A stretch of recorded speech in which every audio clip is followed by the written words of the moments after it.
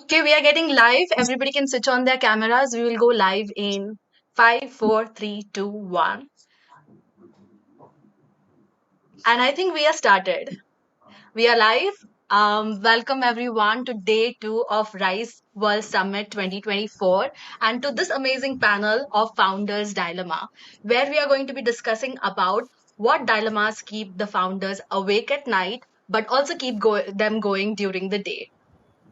IDOPro has worked with thousands of entrepreneurs over the years, using our own toolkits and using methodologies of system thinking and value creation. And today, towards the end of the session, we are going to be talking about a new program that we are going to be launching for startup founders at the early stage. Uh, but before that, I want to give a big shout out to Aspire for Her, Madhura and Subha, along with Rakshit from Deshpande Foundation, who have nominated some of their brilliant founders for this panel. Okay, let's get started.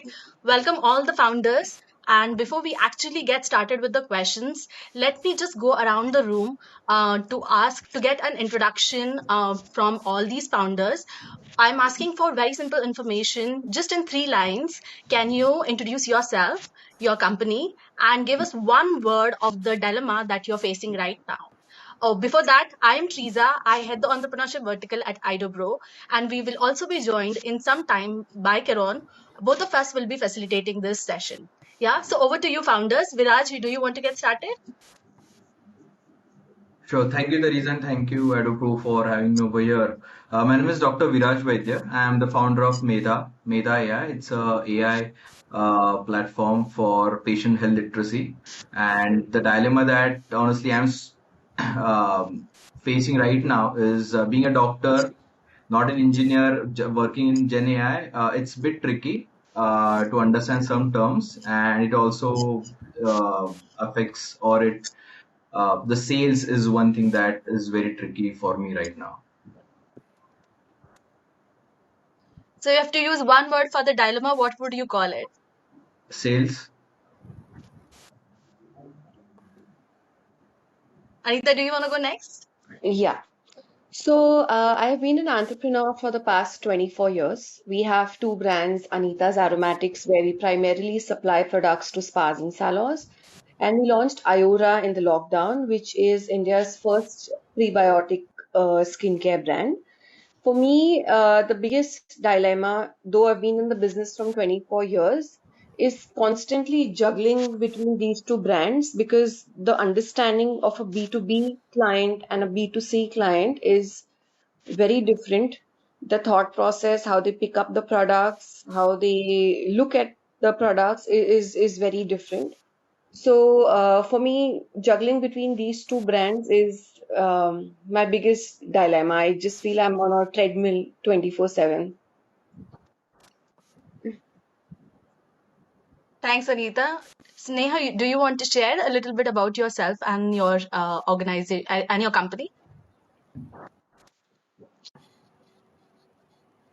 You're on mute.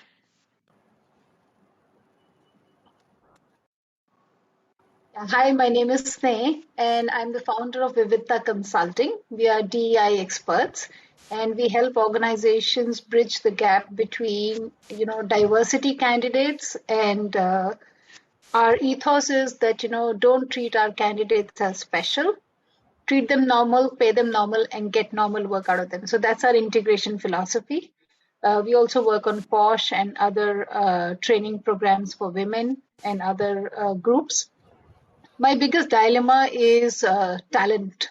I think for a startup founder, finding like minded people is a huge issue, even though I'm myself in the hiring industry. So that's our dilemma right now. Padmaraj, do you want to share? Yeah. Hi, I'm myself Parag. I'm basically an industrial engineer. Having worked for Toyotas and Mercedes, I bring in the manufacturing practice in agri-tech with the objective to empower everybody to grow their own food and nutrition in a more sustainable way. Thirdly, my dilemma is scale up. We are, again we have had a product solution, and now we are trying to product market fit, and scaling up is this is what we are, or the dilemma we are having. How to segment and how to go about addressing a particular scale or to the niche market. Let's get.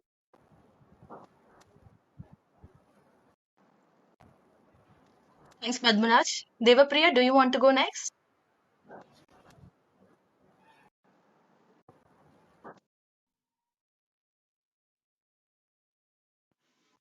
You're not audible.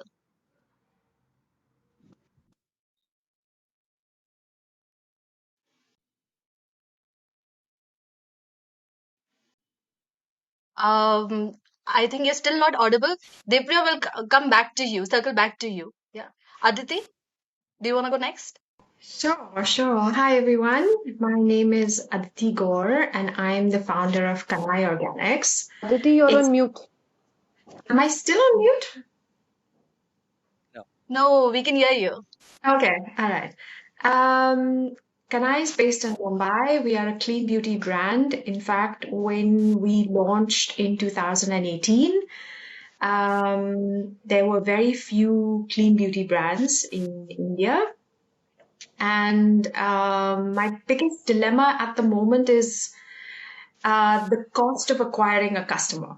Given that the industry is so oversaturated with brands, it makes it more expensive for brands in general to acquire a customer. And if you're self-funded, then it's an even bigger challenge.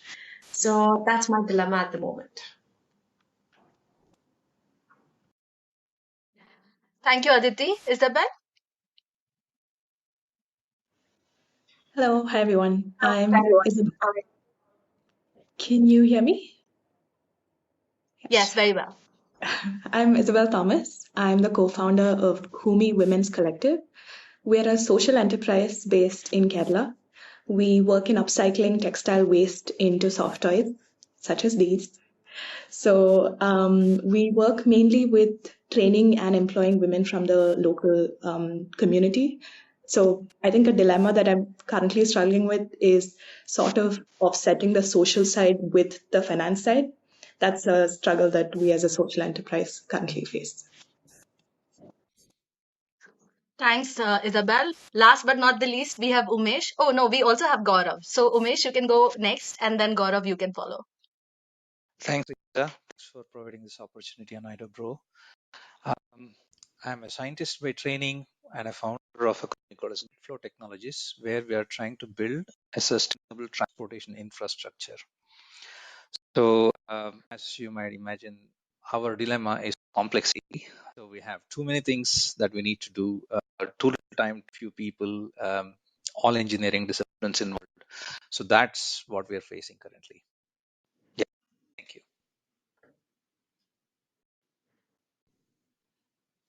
Gaurav, do you want to quickly share about you, your organization, and a dilemma that you're facing right now as an entrepreneur in less than 3 lines? Okay, I'll be precise. Hi, my name is Gaurav. I am a serial entrepreneur. I work in the field of waste management, entrepreneurship education, and branding. In general, I would say one thing is that when you talk about social enterprises, tier two cities are little. On the equal pace as compared to tier one cities in terms of acceptance from the economical point of view. So I think that is obviously the first one, and second one is usually the talent is something which remains a constant issue, especially in tier two, tier three, and tier four cities. So these are the two major highlights. Thanks, Gaurav. So we heard so many dilemmas over here, and I think some of these are really common in terms of hiring the talent, the cost of customer acquisition, dealing with complexities when your product is high R&D or high capital intensive. So I think all entrepreneurs, to a certain degree, sort of face all of these challenges. But let's talk about entrepreneurship from the very start. When you have your business idea, or when you have your prototype, or when you're entering the market, there is a certain amount of struggle you go through before you become a revenue generating organization. And I think in a lot of my conversations with startups or startup founders, this is a common question that people, though, are hesitant to ask, but it definitely comes out. that how do you sustain yourself and sustain your efforts of building your company while you are at this delicate stage. So the question is open to everyone, whoever would want to talk about it. I can start off. So primarily, the challenge that every founder faces, right? Having sustaining themselves. The way I honestly tackled it was picking up consulting, small consulting projects, to be honest, because see, we need to make sure that our house is running, right? So picking up small consulting project, maybe part time, to kind of sustain. And then running the business was or is working for me. Having said that, there are multiple grants now that government is also sponsoring. So that is one way that you can kind of look at while working, while starting off your entrepreneur journey, basically. So that is how I am tackling that. Thanks, Viraj. Anybody else would want to add? So I would just Yeah. like to add to this, as as a small entrepreneur, one thing you need to watch all the time is expenses. And all of us, I'm sure, at when we all started, or even today, we try and multi-skill. We do multitask. We do everything. So in my case, I run the accounts, I do the billing, and of course we have a CA. But you try and ensure that your systems are efficient, they're lean, and you're saving every penny that you can, because that is then going into your other expenses that is helping you grow. So the focus is to keep watching expenses all the time, especially in the beginning.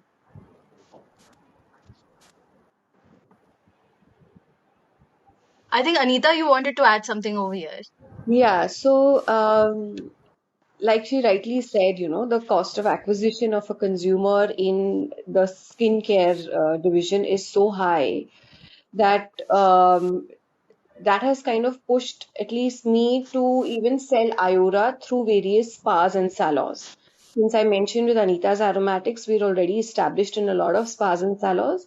So we are trying to piggyback Iora even there in order to make sure that there is a continuous cash flow that comes in order to sustain these performance marketing new things and gizmos that I have been suddenly hit with.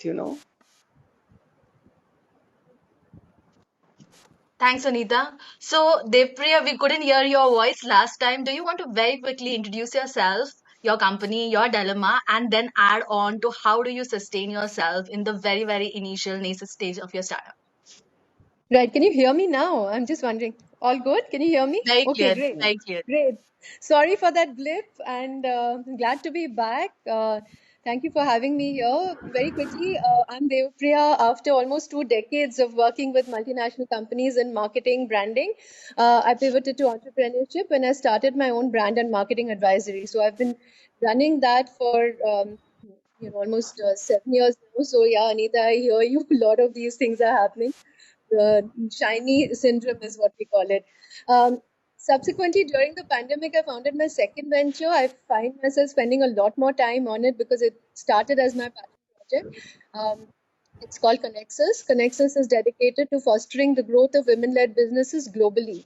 So, we operate at the intersection of empowerment and entrepreneurship, and we provide a comprehensive suite of resources, including access to funding, mentors, global networks, and affordable business loans.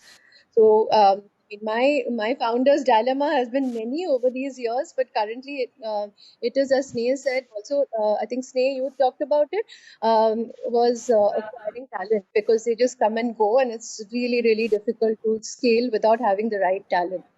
Um, and just to add to the conversation about sustaining oneself when you're at the early stage, ironically enough, I would say that people don't say this. People actually tell you to be very safe, and especially when you're bootstrapped. But through my experience and through the experience of the founders that I've worked with, I would always advise founders to invest ahead of the curve. And by this, I'm not talking about raising funds. I'm saying that put in X amount of money for your branding, marketing, for your people, for your scaling. Do it up ahead to be the company that you want to be the venture that you want to be ahead of. And don't sort of, the common advice is that wait for that big deal to happen, wait for that big funding to happen, wait for, for you to get, your X number of products to sell before you start investing. But I would say no, look at it, run it like a professional organization from day one. That's only then you'll be able to sustain. That's my two bits on this topic. Thanks, Depriya. I think it's a very different input. And let me just build on this question and invite some other speakers to build on it. So, Depriya, what you suggested is to invest from day one on specific areas. What if you don't have that, pot of gold as your backup to invest in these areas? And I think I would want to ask Padmaraj or Gaurav, Umesh actually, and Isabel to step in and say what did they do when with respect to managing their startup. And Umesh, I would like to bring you in here, considering that your organization complexities and the kind of work you're doing that will hopefully benefit the entire country. What are you doing right now to sustain yourself as well as build this really expensive organization, if I can say so? Yeah, thanks, Teresa. As Viraj mentioned, I'm also in consulting. So I was lucky I was in a decent job before. So the day I decided to quit and start up, I had multiple offers for consulting. So I could pick a couple, spend a day, and focus on sustain myself, and I could rest for the time I could spend on my startup. But the startup started with a very small grant. We have a very ambitious project in front of us. It started with a very small grant. Basically, I bootstrapped it to start with. A couple of lakhs, 3, 4 lakhs rupees from my hand. But then once we started doing things, we got another small grant, and we are jumping from one to the other. I don't know when it will end. I hope we get a good customer where we can actually get investment from. But all said and done, we don't have the luxury of looking beyond, let's say, 6 months, 8 months at any point in time. And for us, marketing and all those things are really far. We are talking about a 5-year project. Start with technical context, moving lots of moving So, parts. Umesh, your voice is breaking up. So if you I can, will, yeah, uh, I will put yeah, my view on just to what. just to summarize what Umesh has said, that he too has been working on consulting project and have lined up grants to sustain his startups. And I think there is a reserve for next 6 months or so. And he was talking about the strategy going ahead. So Umesh, I hope I Yeah, have given the correct information. Please do build on this. am I audible? Okay. Yes. So the idea is the project is ambitious, but at the same time, if it works, it's going to help the country and the world at large. We hope. We are trying to convince big people. All we need is one good shot with somebody who can understand what we're trying to build. And if we succeed there, I think we are looking ahead for the next 3 years, 2 years, or something like that. So we are in discussions with some of such big. And that's our strategy till we get to the MVP. And when we get to the MVP, we need to have a customer who is willing to walk with us the last mile, because um, no one person or not a few people together can pull this off. This is really big for us.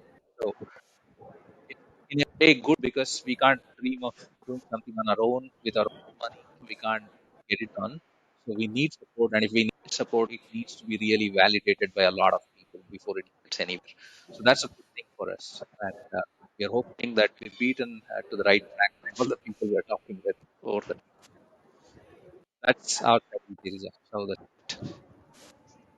Thank you, Umesh. So, Padmaraj, Gaurav, Isabel, do you want to add your voices over here? Yeah, just to add on to what Umesh was talking about. So primarily, yeah, the founder, or the CEO in us, was always wanted to go very aggressively, do that, do it, build it faster and fundamentally. But other side, there's also finance guy in us who says always cut down the cost and try to restrict them. So that's the fundamental dilemma we have. Because one side we are the market. If you want to respond and you have to go aggression, you have to show that. At the same time, if you don't show that, there's no fun in it, right? Otherwise, but at the same as you rightly said, everybody has a right pot of gold which can back it. At the same time, the financial structures can be structured very well. So balancing between these two is the real challenge what we're having right now. The finance guy in us and the CEO in us. The struggle is there. Thanks, Padmaraj, for that input. Isabel? Yeah, I would just like to echo what Patmaraj was saying. Same, I also come from an audit finance background. So, as much as I would love to push for and scale up as fast as possible and get with advertising, I'm also constantly thinking about the budgeting side and constantly like trying to reduce the expense as well.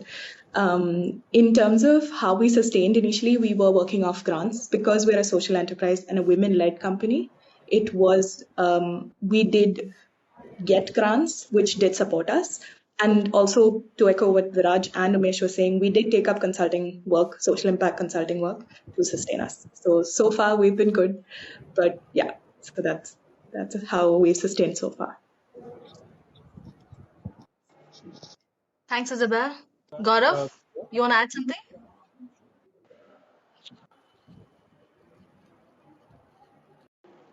We can't hear you.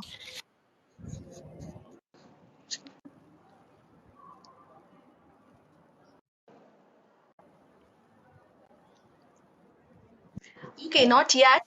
Let's move on to the next question and we will bring Gaurav in again back on this question.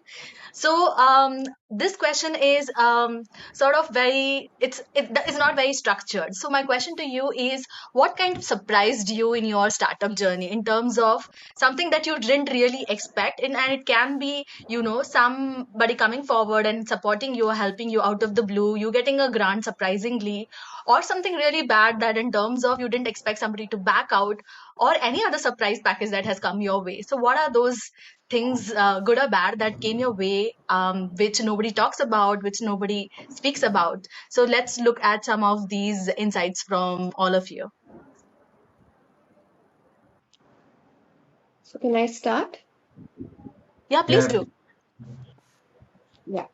So one thing that I realize is mine is a proprietorship company. So there are a lot of decisions that you are making by yourself, and the when you look back, the number of people whose houses run because of you, their salaries are dependent. It is a possibility that it is the right decision or it may not be the right decision. It can be both. It's the weight that you carry about you, about the decision on your back.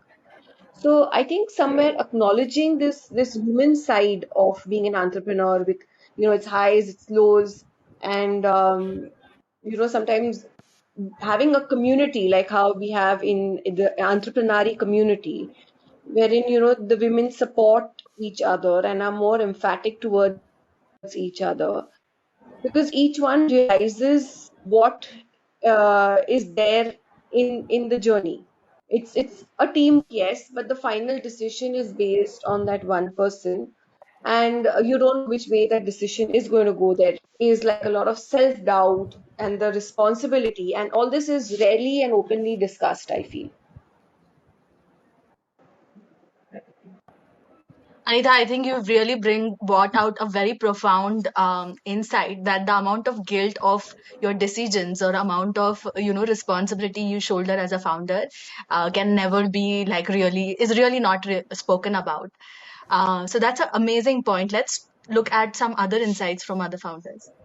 I'll I'll just add something here, which is I mean correlated to what Anita said, but it's really about how it's about the founder's visibility.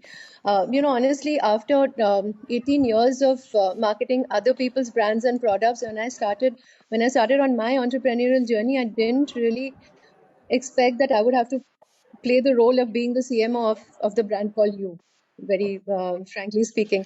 And I felt that, if we had if we had an agency in place, for example, if we have had a small PR company helping us and things like that, things would sort of chart its course. And most founders seem to believe that smart digital marketing, performance marketing, efficient teams can do the job of cutting through the clutter and making your brand and your business visible.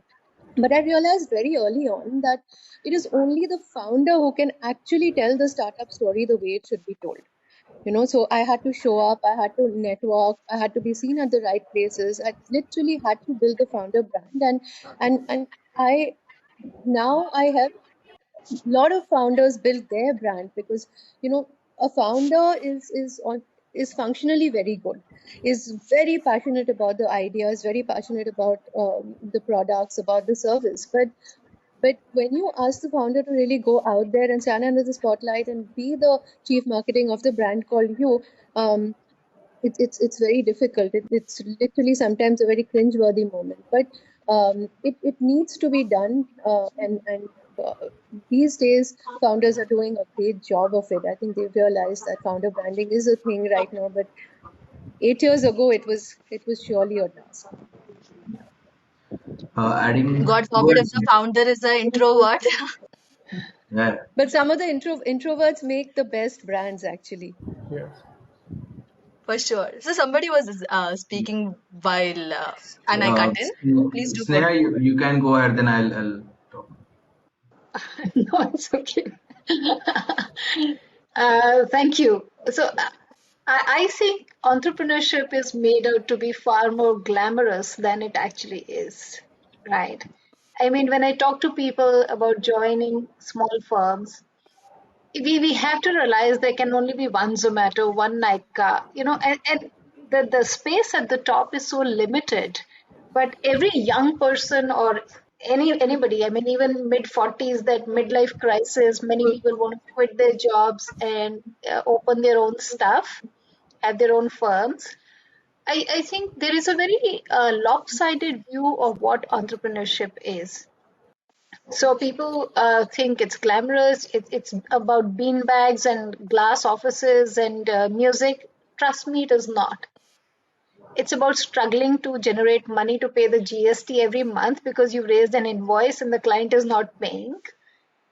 It's about ensuring, like Anita said, that people who are dependent on you, they get their salaries. It's about what Dev Priya said. You may be feeling lousy inside. It's a bad day for you. But if you have to go and meet a client or deliver a training session, you have to be at your best, smiling and full of energy. So I think a lot of those things, and that is why, in my view, many people may end up feeling disappointed with running their own ventures because your expectations are completely different from what the reality is. So that is, I think, and then the loneliness, especially if you've been in a job. I mean, I was in a good job and then I quit that and then I opened this. So in a job, you're used to so many things being arranged for you. Your laptop doesn't work, networking guy will come, or the IT guy will come. Your chai is thanda, somebody will get you another chai. Whereas as an entrepreneur, you got to run to the bank, you got to file your GST, you have to ensure your laptop is up, everything. It's chaotic. So it's pure adrenaline. And I think we have to recognize, I always say this, there are two kinds of people, either entrepreneurs or non-entrepreneurs. That's it.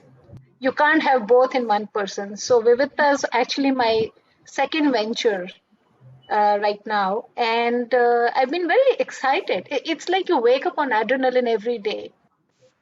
And that's what entrepreneurship is all about. Passion, wanting to make a difference, wanting to scrimp, save, and pump all that money into your idea. Umesh would know that perhaps, right? Not knowing what's beyond 6 months, but yes, today is exciting and that's True, what we all live for. true, true. And adding to what Sneh was saying, one thing that I really observed while venturing into this is not everyone kind of who praises the product you show them at the first end up buying your product, right? And people kind of, it's a false belief many times that people like really praise your product. This is going to be the need and people want this. And when you actually turn up the same guys, they don't want your product. I mean, you'll have to kind of build on those, take those no's, and then kind of make sure that you talk to many people and then kind of try to navigate the complexities. But yeah, this is a very very real thing that I have observed in my journey.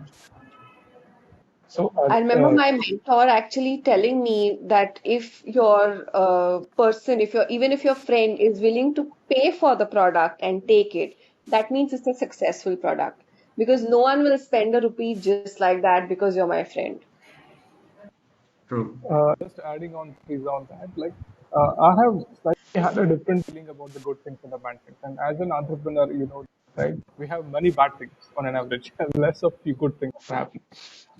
But having said that, there's a flip side to that. For example, every good side, we used to think that look, we got a brand and we should be happy. But no, then when we realized that brands actually made us slightly weak when it comes to pricing, when it comes to it did help us to some degree, but actually it made us weak. Uh, so that is another thing way of looking at it. At the same time, when consumers delay or reject or something like that, the flip side of that is you have to really go back to the drawing board, think really hard what exactly is happening, and then why is that even delayed, and what can we do. Every bad thing has a flip side, and every good thing has another flip side. I'm very quickly going to come in over here. Aditi, you have been very quiet. Would love to hear what surprises awaited for you in your organization. And Gaurav and Isabel, maybe you would want to just add over here a little. So, one pleasant surprise that I had was very early on after our launch, I decided that I really wanted to expose the brand to a global platform or a global audience. And I took on the very expensive decision of showcasing it in New York at a very big show. And, I know I was going against the grain and the advice of being conservative in the beginning. I just wanted to just say, for me, the dream was how do we take an Indian brand global? I mean, I'm talking 2018. This was before vocal for local and all of that stuff. And I remember showcasing in New York. I remember us getting a phenomenal response, and two really exciting things came out of that risk. One was that the scouts for the Oscar gift bags found us, and we became the first Indian brand to be in the Oscar nominee gift bags. The second one was getting approached by the American Shark Tank, one of the sharks, that was very pleasant. I feel like that was a risk well taken in my eyes, even though, you can say it's expensive. And a lot of entrepreneurs are conservative and kind of scared. I think a lot of Indian entrepreneurs don't want to dare to take their products global. And if we just think about it, there are very few Indian brands that actually become international successes. So we're always said, dar dar ke kaam karo, and I'm sort of the opposite of that. Like I just feel like I want to do this. I want to put an Indian brand on the global map. I don't care what it costs me. It's gonna be fine. So that was a good, pleasant surprise. That led us to British Vogue. It led to a lot of things. I think the negative was also, like Sneh mentioned, and I can second that, is everyone thinks that being an entrepreneur is glamorous and so exciting.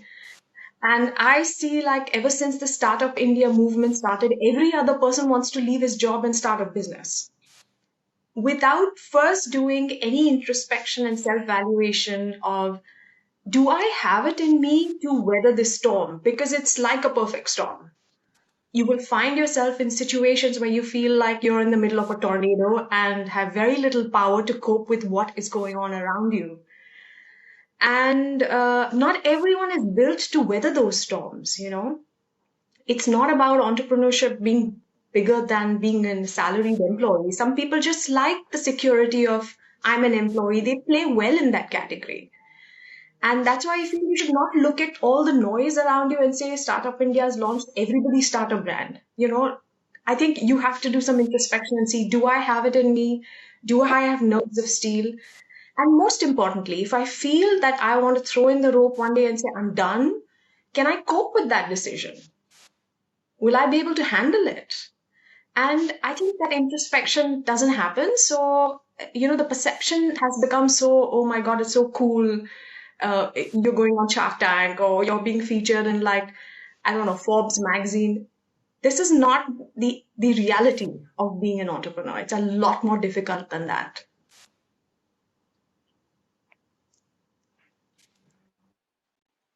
I think that is, I think, again, a very profound input in terms of startup journeys, just to figure out who you are as a person and if you are made for, as you said, nerves of steels for managing the kind of highs and lows that entrepreneurship bring with it. Gaurav, you want to add a little bit over it, and then we move on to the next question. Sure. Am I audible now?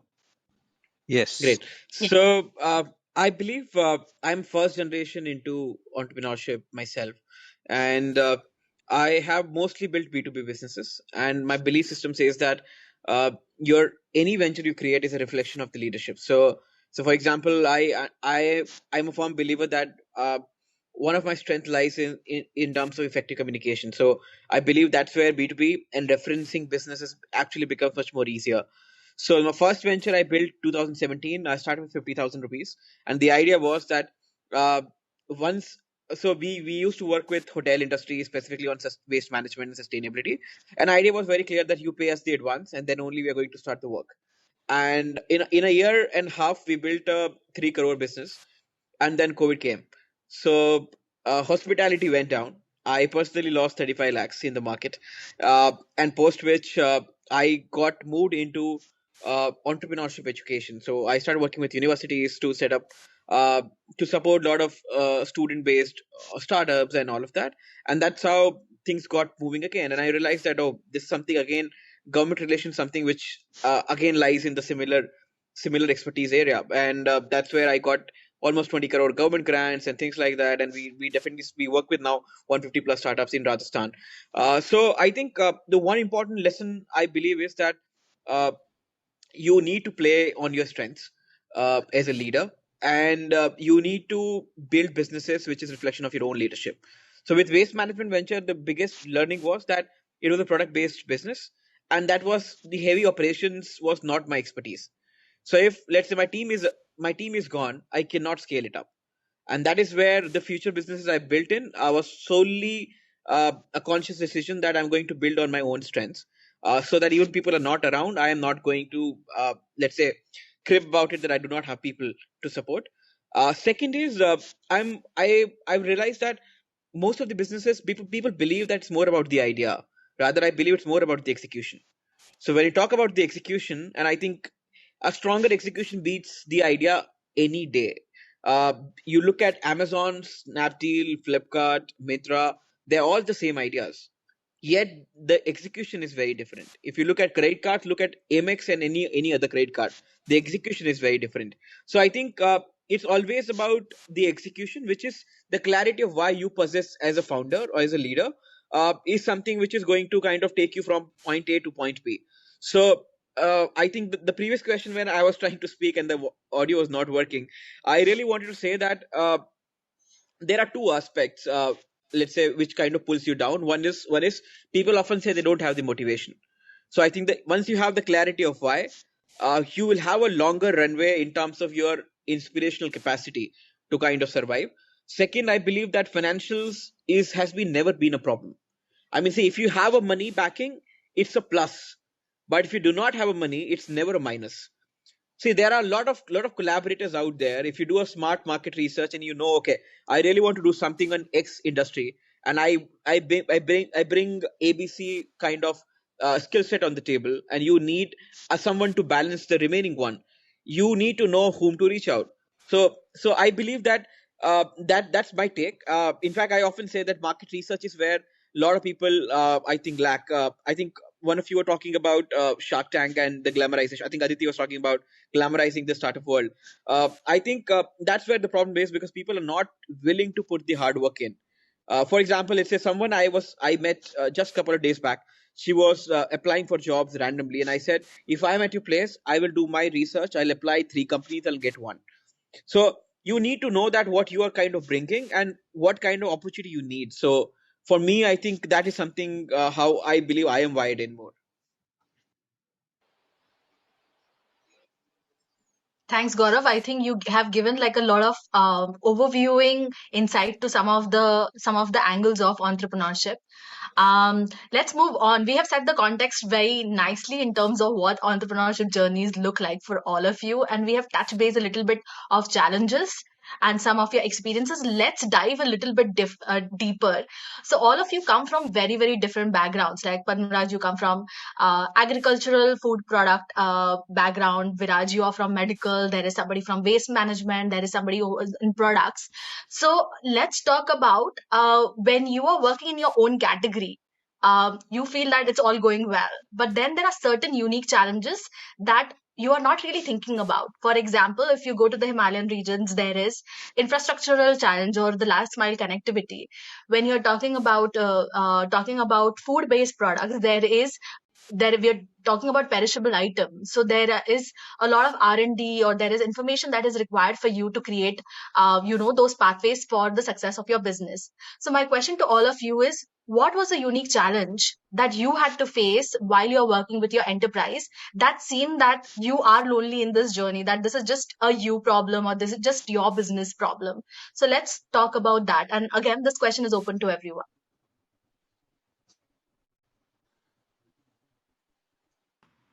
So I'll start off with healthcare because that is so healthcare primarily, the biggest challenge that is there is about credibility. And healthcare people are, because we deal with patients and lives, it's very difficult to convince healthcare stakeholders to kind of move away from their normal fixed workflows and to adopt some technological workflows. Although it will help, but still there is a big apprehension, a big block that comes in while dealing with healthcare stakeholders. So I was just talking to someone the other day that healthcare, like everybody, is not very very simple. Although it's very complex, it's very regulated, and although everybody wants to come into healthcare because right now it's kind of the place to be because of COVID and people are kind of adopting, it's still very tricky. Whatever you have thought of about your vision, your milestones might go for a six when you actually get there. So it's very tricky to kind of navigate this complex system, and that is what many healthcare entrepreneurs are facing, including me, of course. Although being a doctor, it's a bit easy to convince, but still, overall, it's really tricky to be in this. That's the biggest challenge: building credibility and trying to take them bit away from the normal workflows is a challenge that I'm facing, or most of us would be facing.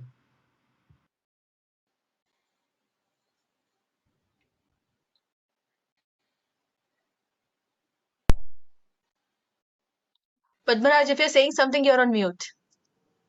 So to that, like founders, I come from industrial engineer background, right? And the manufacturing process, we are actually trying to bring that into our sector. Food process. Sorry to interfere, but we can't hear you. You'll have to speak a little loudly. Can you hear me? Okay. So what I found as a challenge in that sector, dilemma is primarily we had a lot of variables in sector. I come from manufacturing, and coming from manufacturing or in industrial sector to agri sector, what I found is I took some of the things for granted, whereas the variables were too many, especially the bio sector, to account for variables, hardware variables, and the biological variables, and that was a very very challenging for us when we cross bring in industry different expertise in different sectors. One part. At the same time, what I found the best about that is you look at it from a complete fresh perspective. Person who is already into a food tech sector, he has not thought of the very perspective you bring in as a fresh person. It's like a different spectrum or a different vision you bring in without a taint of memory. They are considering like this is how it works. But when a different industry comes in a different sector, the perspective is very fresh. The perspective innovations can happen very robustly. Out of the box thinking can be very easy and effective.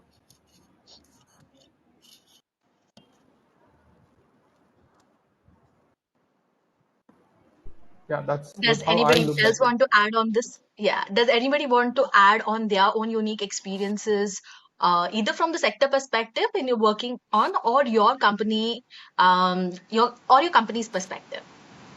So Go ahead, my go ahead, sorry. Aditi. Right, go Oh, ahead. thank you. My input is based just on the beauty and personal care industry. I think a big challenge in this industry is the fact that you have to a lot of the times outsource your manufacturing, and the factories unfortunately they end up going to hey, first they have high MOQs. So if you're a small brand, these MOQs can literally suffocate you. Secondly, I think what I noticed in back in 2017-18 when I was putting the brand together was the absolute unwillingness to adopt global clean beauty standards. And I'm being a little bit specific. So if I would go and run through the ingredient list and say, no, take this out, take this out, take this out, this is toxic. To the factories, it's all acceptable because all the big guys are using them. So the argument is always, sorry, but this company is using it, ma'am. Why do you want to be so stringent? So applying your high standards and saying, even if a big company is using it, it still is toxic. And I don't want to use it. There's resistance to it. So a lot of the ingredients are not that you want to use as a substitute may not be available in the country, which means you have to import those ingredients. And then you have those MOQs. So also I think the manufacturing sector in beauty and personal care it creates these, how should I say, barriers. And it's very difficult as a small self-funded brand to then convince them to say, you know what, step a little out of your comfort zone. I want to do things differently. I don't want to be like XYZ. This is my vision that I'm trying to create. And the next thing is IP. You know, in our industry, you can substitute one small ingredient and just say it's a whole different formulation. So you can't catch anybody by the throat because that person will say, "Oh, I switched the fragrance. It's not your."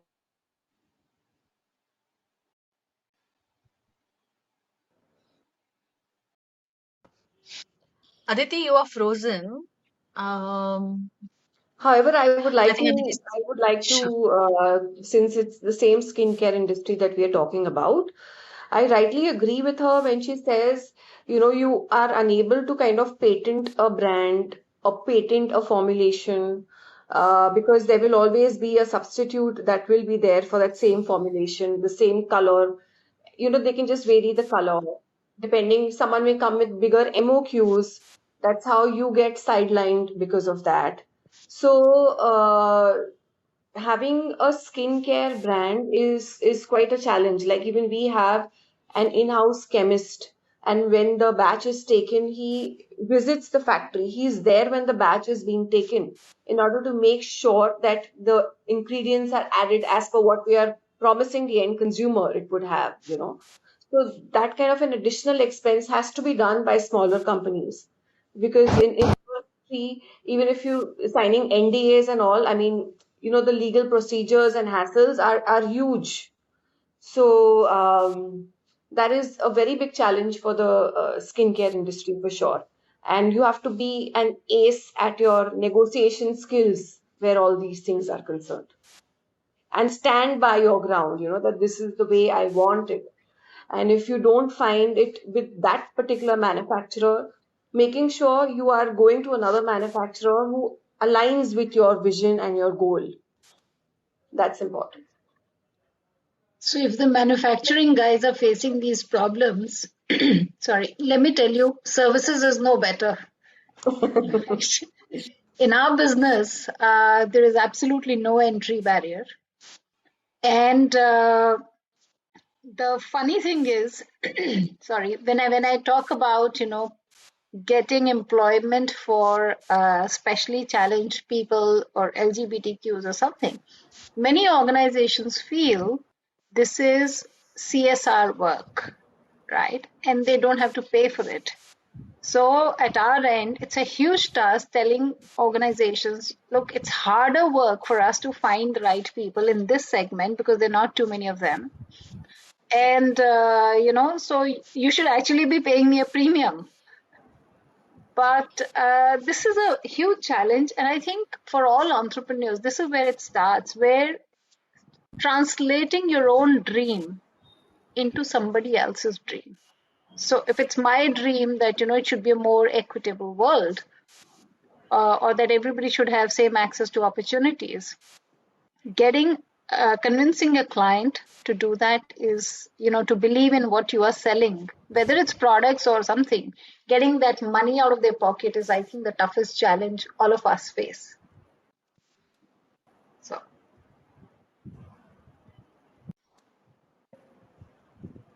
Umesh, I think you wanted to add something. Yeah. Please go ahead. Am I audible? Is it okay? Yeah.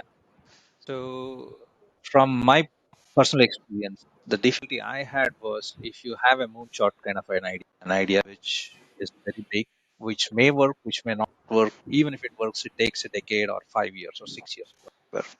Who's going to pay you for that? Right? There's absolutely no one willing to wait long, and it's really hard to convince people that something which is complex will happen.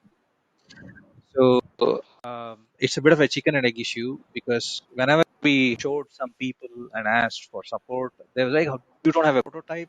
Oh, sorry, we can't do much." Then, if you build a prototype, they say, "Oh, but the regulatory environment will be so different. Do you think this will work?" And if you say, "Oh, by the way, the regulations we can work," they say, "Oh, but you don't have a first customer." So it just goalpost keeps changing all the time. So that's something which I found interesting because if you ask really nerdy engineers if this technology is feasible, they say, "Oh, yeah, you sure this will work. That's not a problem. You just make animation simulations, go to the people, you'll get money." And go to the money people, this is never going to work. This is so complex.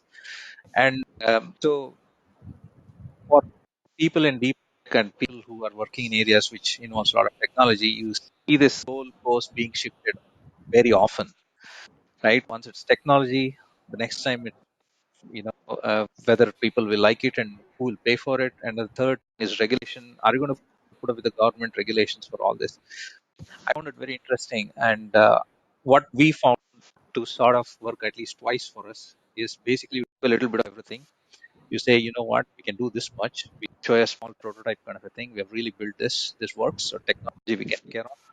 Oh, by the way, we have done some real market studies. We have seen regulatory aspects. We know how to address this. Oh, by the way, this is the financial model which may work. So you just run around with different possibilities, showing different slides, cards to different people, and somewhere it starts making sense. So we are also learning in the process. But I find this moving goalpost to be a common thing, at least in my area. So that's all I wanted to add. Taking on from what you said, Ramesh, I think, the challenge that, I mean, this is industry agnostic, gender agnostic. I think it's got nothing to do with B2B, B2C. It's across all founders and all businesses, is that you really have to figure out who your ideal client is, right? So you're bootstrapped, you're on limited budget, limited resources, everything. The whole spray and pray philosophy cannot work, right? And more often than not, I see, and I'm guilty of it too. One wants to address all sorts of target audiences, go to different segments, but you really have to invest the time to drill down on who is your target audience. Okay. And I can't emphasize on this enough. I mean, in Even general, not just you, but I'm just saying all of us, everybody, me too, and everyone, all founders. I think with that whole phase of discovery is needed when you sit down and you say, okay, this is who my ideal client looks like. This is his or her persona.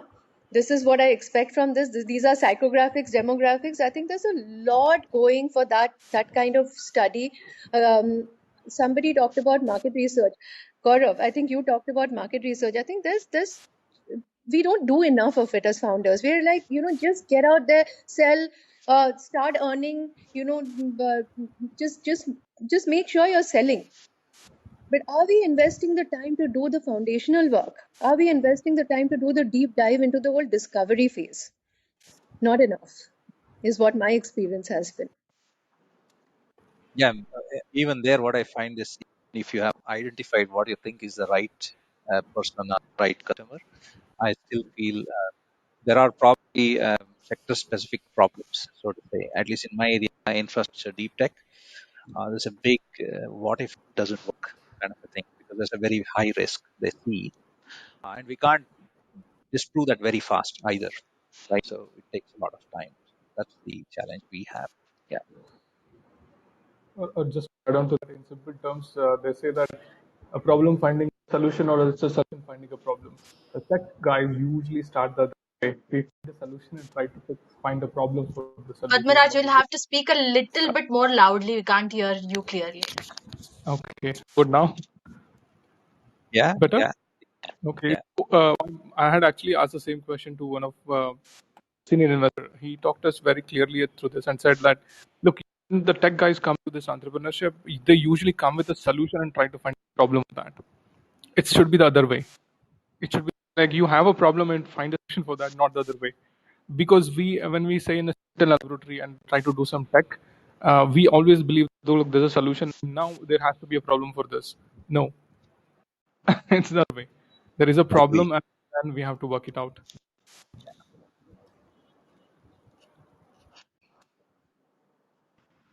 Adding to that, Padmaraj, Gaurav, sorry, we can't hear you if you're talking.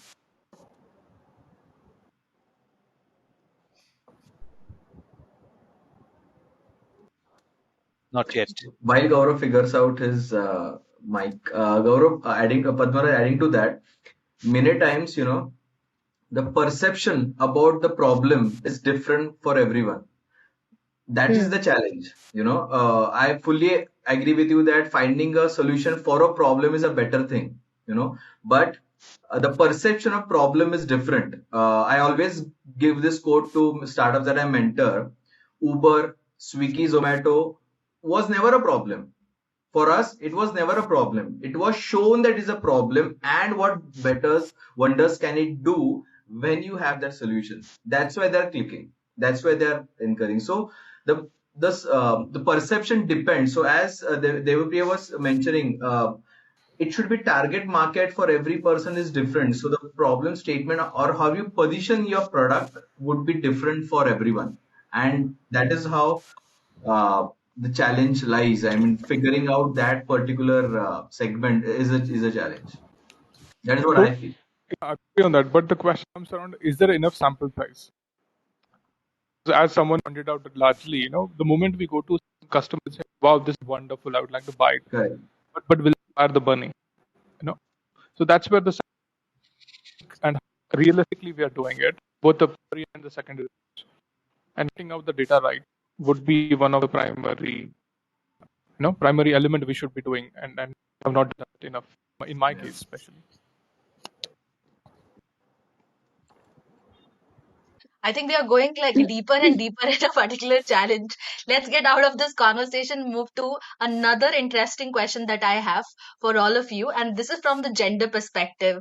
And I know this isn't like the discussion that we had envisioned, but I really want to bring in, considering that there is a good balance of male and female founders over here. I want to know from the female founders what kind of experiences that you have done with respect to the business world that seems to be slightly unfair or unfair advantage or just purely unfair, and to the male founders when you are looking with working with women enterprises or with female gender in general. Do you see any kind of difference or any kind of any kind of uh, differentiator that tells you that, oh, there is a gender dynamic at play over here? And this can be from the perspective of customers, this can be from perspective of vendors or any kind of stakeholder in the ecosystem.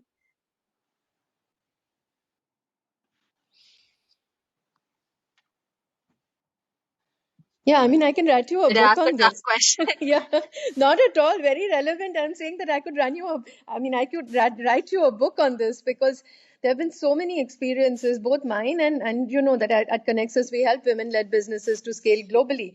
So I'll just start with my experience first. When I launched Connexus, I had a male co-founder. Not by design. I mean, it's just that we were both aligned on the topic, on the subject. And the strategy used to be mine, the branding, marketing, the face of the brand, everything was mine. So far, so good. But when it came to talking about financials, when it came to even the any kind of hardcore business discussion, even where it came to like a landlord trying to give us office space, they would look at him They would talk to him, and they would address emails to him, and then he would come to me and say, "Ab kya karna hai? Iska kya karna hai? What do we need to do about this?" And I'm like, you know what? Why don't you deal with it directly since it's addressed to you? But I've seen this playing out in so many situations. If you have a male co-founder, investors think that you're more credible. I mean, seriously. So when we fill up our accelerators, we talk to a lot of women founders, and they talk. Literally, these are their words. They tell me things like, you know, um, when I there was this particular very successful woman who's launched scaled her business in many countries, starting with the UK. So we work in the UK India business corridor. So she started there, and she's telling me that when I started way back in 2012, banks refused to give me a loan because I didn't have a collateral.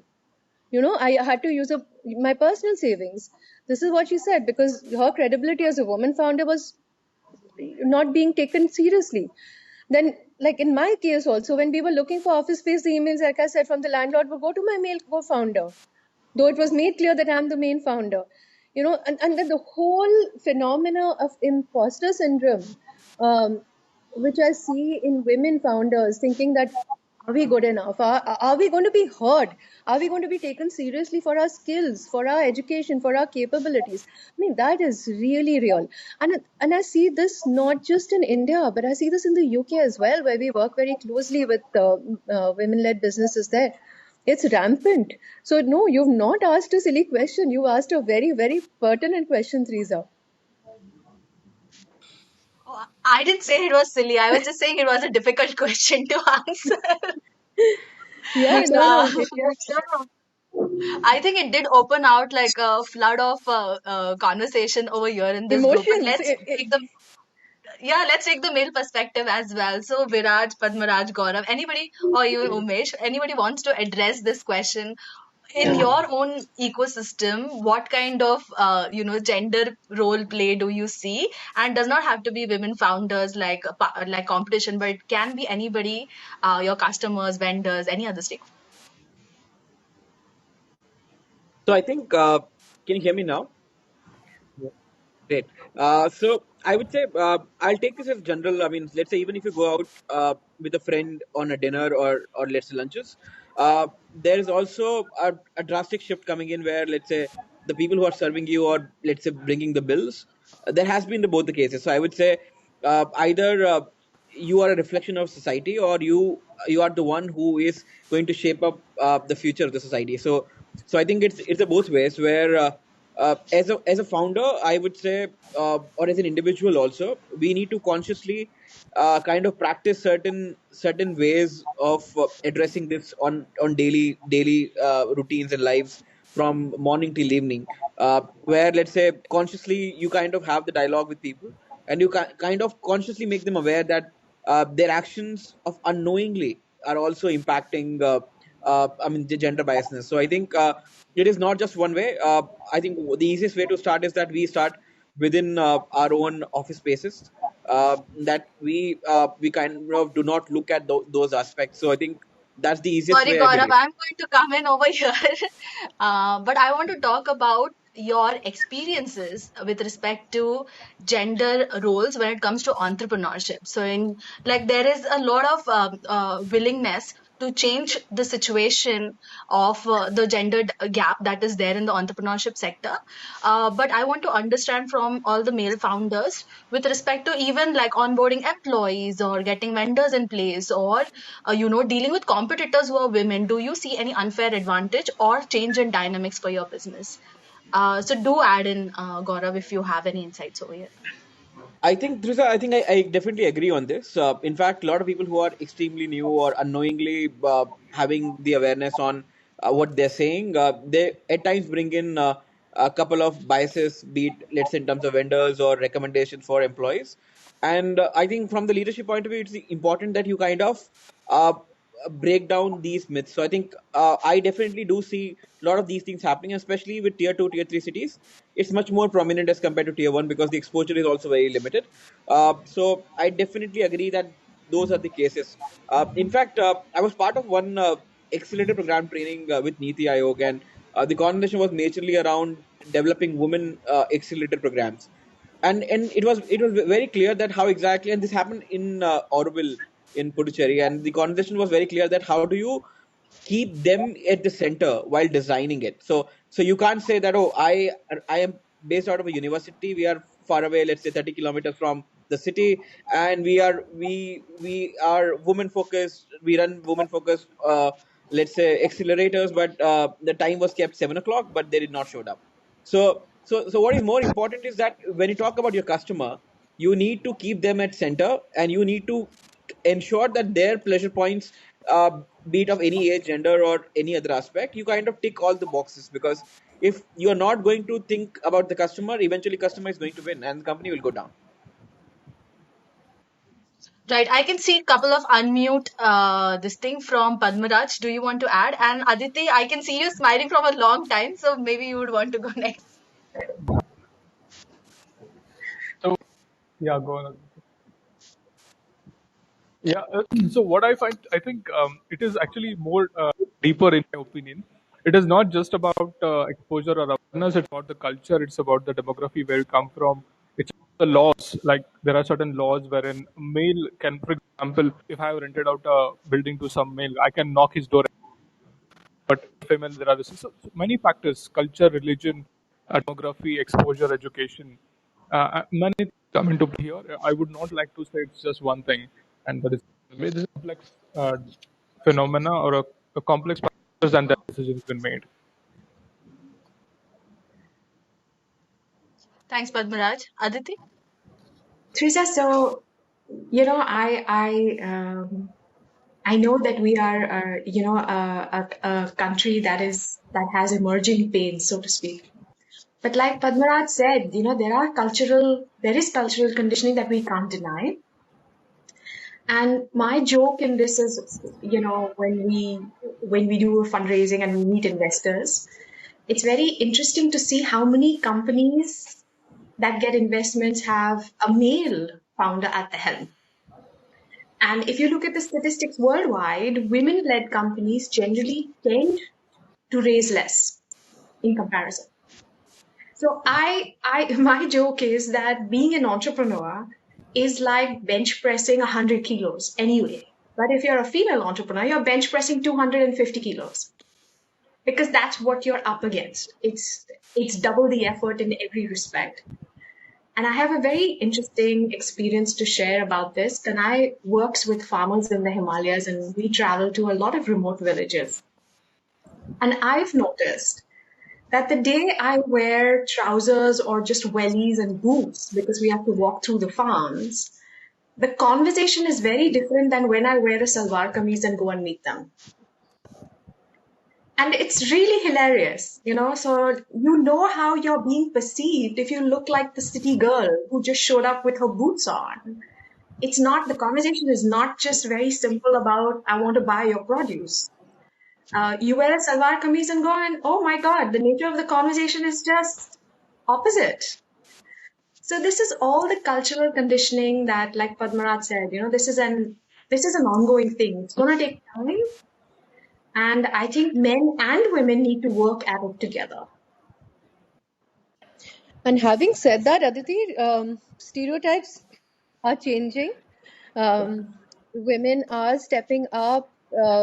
Like you said, it's a conversation with women and allies. So it's not just the women. We need to bring more males to the table. So when you look at Connexus, if you go to our website, you will see that we've got more male mentors than we have female mentors, and so on and so forth. So we're trying to bring so many more men to the conversation because women can't do this together.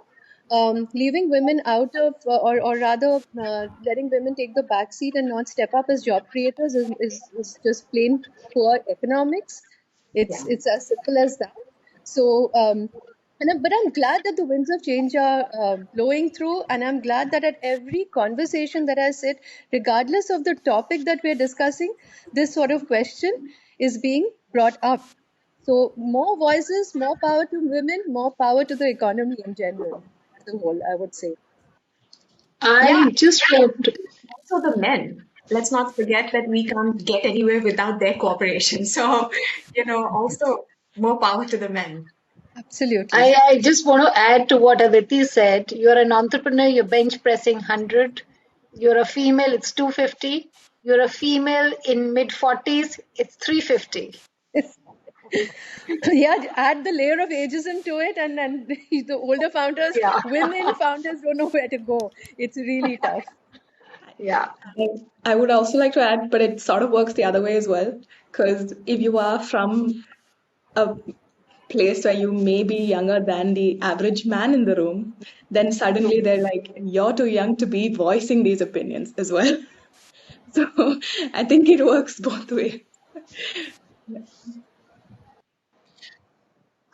Okay, I think this conversation about gender diversity or gender challenges in the entrepreneurship sector was really, really interesting. We did hear some male voices, but I wish there was more voice in this conversation about their experiences in terms of women as a customer or women as a vendor. So if you have some insight that comes up a little bit later, do bring it in our next questions. But let's move on to, we have discussed the context, we have discussed the challenges. Let's discuss capabilities in terms of, as entrepreneurs, building your company is not a solo game. You need resources, you need people, you need different stakeholders to come and support you. So let's talk about what kind of resources are available for startups right now, and we can look at sector specific resources. Someone from we can look at sector specific resources in terms of medical field, agro field, or any other, or beauty field. What kind of resources are available for entrepreneurs to leverage to keep the startup going, and they can be general as well. Yeah, so it's an open question for everyone.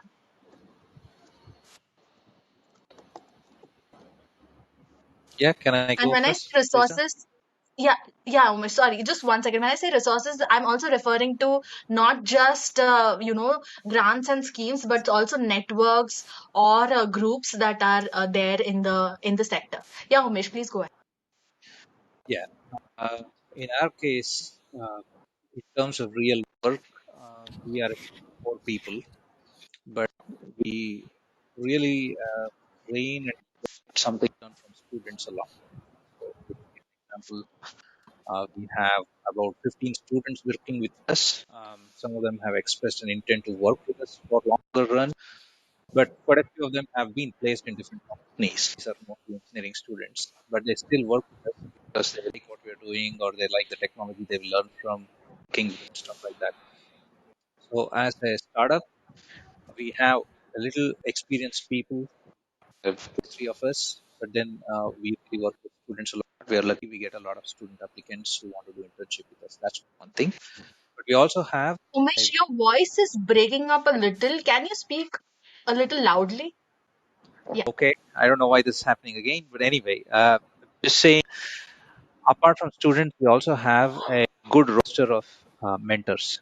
So we have connects with good institutions, both public and private, also business schools. So we design schools, for example. So we talk to them very often and we involve them in the projects. That's how we get things done.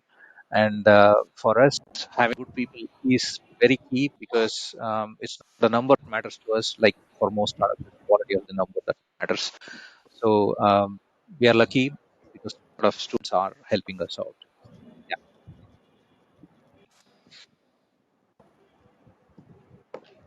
Yeah, So with a network point of view, right? There is a lot of people, thanks to LinkedIn, thanks to WhatsApp, there are a lot of synergies which are going on, right? And I'm part of a couple of WhatsApp group, and you'll be surprised to see the network and the help that people can generate or do generate from these groups.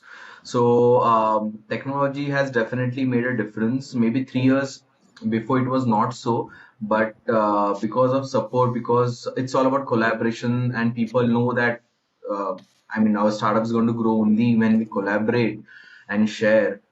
People are really now open to kind of help and share their resources through these channels, through networks, so it's really interesting to see how things are shaping up for a entrepreneur to support, because entrepreneurs supporting entrepreneurs or founders supporting founders have really increased in last couple of years, and that is really helping from overall perspective. Can I add? Yeah. So I think I believe that resources have always been around, and they are always going to be around. There is one aspect I still believe that people building their individual capacity as founders. So there is a book called Inner Game of Tennis, written by Timothy Galloway, and beautiful book where it talks about a mathematical equation that your performance is equals to your potential minus interference. And what he means is that every tennis player has an opportunity to become a Grand Slam player. It's just that only few eventually becomes. So everyone has an equal potential. It's just about that how one handles the inner interference is something what plays the role. So, for example, let's say when we talk about networking forums, people often say that we are not able to find networking opportunities. I believe that they are there. It's just that you are not able to capitalize on it well. For example, let's say, so I was teaching entrepreneurship in one semester with a university, and with the marketing aspect, I clearly said that, for example, let's say when I go for a networking, so the one aspect is that if I'm stuck with the wrong person, a lot of time people waste their entire hours being stuck with the wrong person. So what I do is that since we both are here for let's say networking, what if let's move around, and if I find someone who is useful for you, I'm going to connect you to. So I think with resources, the only opportunity and the key lies is that you creating value for each other. So I think that is something people do not kind of find out. They often believe in terms of creating value for them. So I maybe this happened because I was working on B2B and especially with government early stage. I believe that so I work in a style where I create value for someone else, and in a way that eventually the other person starts to think about me. So what I'm saying is that uh, in terms of starting a venture, this is obviously the right time. The way the country is moving and the kind of resources are there are enablers, there are ecosystem players. So there are grants, there are the better pricings available for even compliances and other things. So ease of business is also coming in. But what is again more important is that a lot of people needs to work on their individual capacity to build themselves as an entrepreneurs is something what I believe still India has a lot potential in. And just to add what Gaurav said about networking, I totally agree with you. One needs to be really strategic about networking. So there are multiple networking opportunities and forums these days. In fact, it's overwhelming at times. It's like pretty much like finding your ideal client. Again, coming back to that, what is your ideal networking platform? What are your networking goals? What are you looking to get out of that particular networking event? Write down 5 goals or 2 goals or even one goal before you go for that event.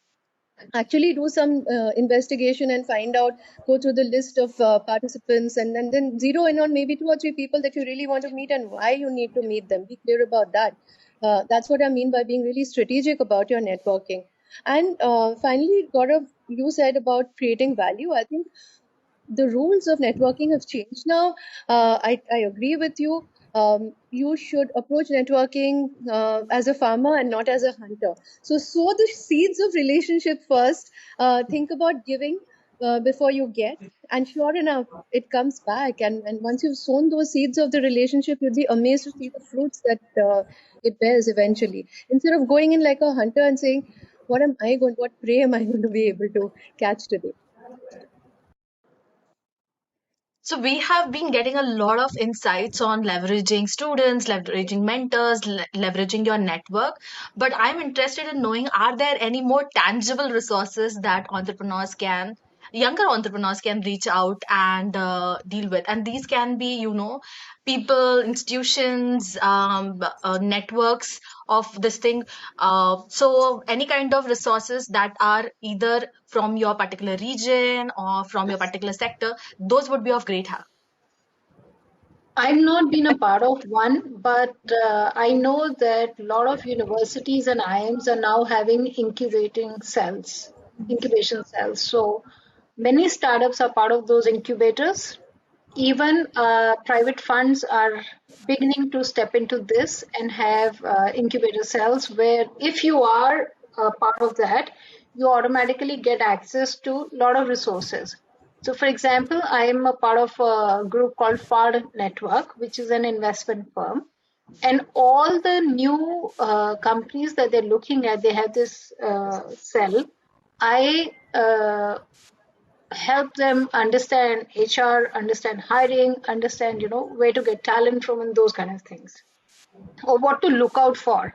And similarly, they have, experts in finance, operations, those kind of things. So there are forums like that. Even Aspire for Her has that entrepreneurial, Anita mentioned about that. There is a reasonable traction there where we get access to even cohorts, where we have access to peers. We can learn from each other. So, and I completely agree, networking need not be what can I get. Networking needs to be about building relationships. Build and it'll come back to you for sure. That's been my experience too. For the younger founders, I'm just stepping in again just to say that TIE, I'm a charter member with TIE. TIE is a fabulous organization to be part of, and you could be at any stage of your venture, startup, even toying with an idea or a scale up. And if you join TIE, you'd get access to a lot of all these accelerators, fabulous mentors, sessions, and all of that. Aspire for Her, many of us are mentors with Aspire for Her. Entrepreneur is a great group, like Sneh mentioned. And if you're a female founder looking to expand globally, especially in the India UK corridor, then we at Connexus, we have a complete program. And on the 19th of January, we are going to have a virtual trade mission kickoff, where we're going to have about 9 partners like Grant Thornton and the Department of Business and Trade and all, who will talk about how they can help women-led founders to scale in the UK. So some of these I thought I'll highlight. Trita, just to add to, I think both of them as well. There is one aspect which I feel is still missing. Is when talk. So we all are very much familiar that how the education systems have not been evolving for ages now. So I think the problem is not what you need. The problem is not able to identify why you need what you need.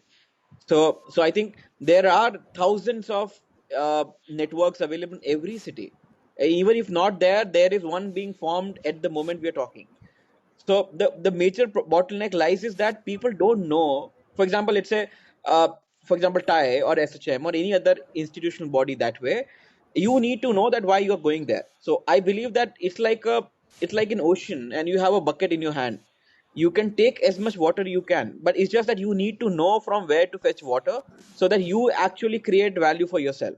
So that skill is, I think, of knowing why you need and what you need is something what I believe is missing. And that's one block. Maybe there's an also opportunity for an entrepreneurship itself, that one can solve that problem. I think a lot of startups and a lot of businesses can actually flourish well.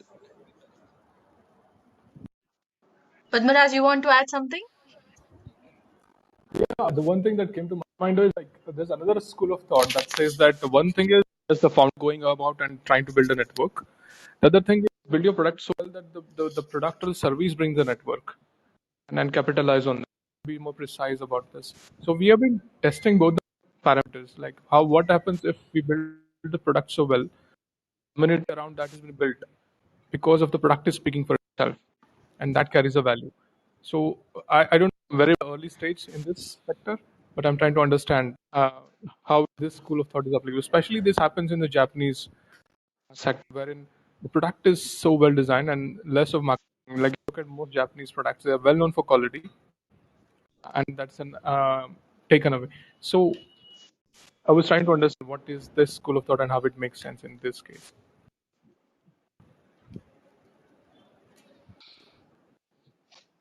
That is an interesting question. Any takers for that?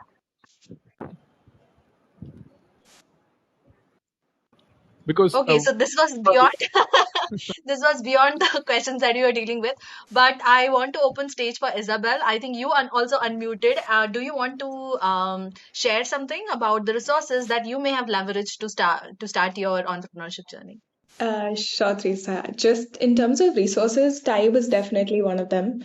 And also the startup ecosystem in Kerala is quite proactive. So as a social enterprise, a women-led social enterprise, we've actually gotten a lot of support from them. And also, I think Sneh was mentioning about organizations, universities specifically supporting. So we did get a tie-up with IIMK to do a founders program in terms of education and upskilling ourselves. And also in terms of funding opportunities, there is Nidhi Prayas and other, that's also from universities in terms of mentoring and accelerator programs as well. So yeah, I think, but this is more location specific, but the Kerala Startup Mission and has been doing a great job in terms of promoting founders. Okay, so with this, I am going to close this question. There is still one question open about how to use, I mean, how to leverage your product to get in the kind of resources that you want. Any point of time, anybody wants to get back to that question, we can definitely. But let's move on to our next question, which is about collaboration. So, as enterprises, I mean, there are resources for sure, but are there any particular collaborations that have helped you forward your own company? That even other entrepreneurs can find inspiration in.